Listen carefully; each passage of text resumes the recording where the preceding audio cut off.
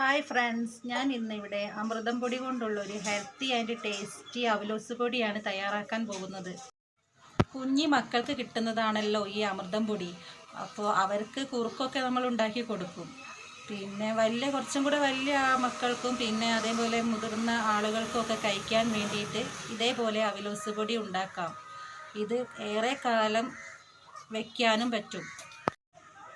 ഈ അവലോസ് പൊടി കഴിക്കുമ്പോൾ അമൃതം പൊടി കൊണ്ട് ഉണ്ടാക്കിയതാണെന്നേ തോന്നുകയില്ല.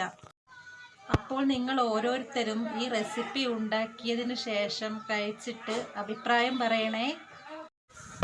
എല്ലാവരും ഈ റെസിപ്പി ഉണ്ടാക്കി നോക്കുമെന്ന് വിശ്വസിക്കുന്നു. എല്ലാവരും എൻ്റെ ഈ ചാനൽ ഇഷ്ടമായാൽ സബ്സ്ക്രൈബും ലൈക്കും കമൻറ്റും ചെയ്യണേ. അപ്പോൾ നമുക്ക് റെസിപ്പി ഉണ്ടാക്കാൻ പോവാം. ആദ്യം അമൃതം പൊടി കൊണ്ടുള്ള അവലോസ് പൊടി ഉണ്ടാക്കാനായിട്ട് അടികട്ടിയുള്ള ഒരു പാത്രം അടുപ്പിൽ വയ്ക്കുക. എത്രയാണോ അമൃതം പൊടി എടുത്തിട്ടുള്ളത് അതിനനുസരിച്ച് തേങ്ങ ഇതിലേക്ക് ചേർത്ത് ഇളക്കുക.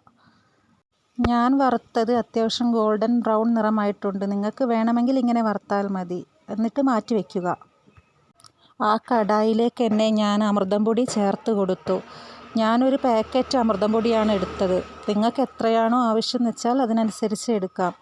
എന്നിട്ട് ഞാൻ നന്നായി ഇളക്കി യോജിപ്പിച്ചു.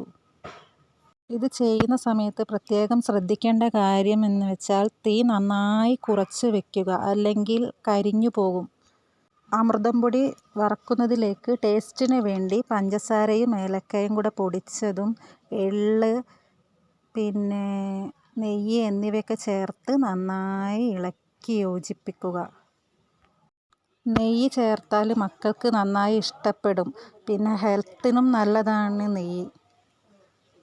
ഇതിലേക്ക് വേണമെങ്കിൽ നട്ട്സും ചേർക്കാം. നന്നായി ഇളക്കി യോജിപ്പിച്ച് കൊടുക്കണം, അല്ലെങ്കിൽ അടിയിൽ പിടിക്കും.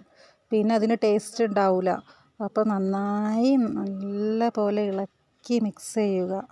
അവസാനമായിട്ട് നമ്മൾ ആദ്യം വറുത്ത് വെച്ച തേങ്ങ ഇതിലേക്ക് ചേർത്ത് നന്നായി ഇളക്കി യോജിപ്പിക്കുക. അവലോസ് പൊടിയുടെ പാകമാകുന്നത് വരെ നന്നായി ഇളക്കി യോജിപ്പിക്കുക. അതിനുശേഷം തീ അണയ്ക്കുക. നന്നായി ചൂട് തണിഞ്ഞതിന് ശേഷം കഴിക്കാം. ബാക്കി വരുന്നത് നല്ല അടച്ചുറപ്പുള്ള പാത്രത്തിലാക്കി മൂടി വെക്കുക. അപ്പോൾ ഇനി അടുത്തൊരു വീഡിയോയുമായി വരാം. Bye bye.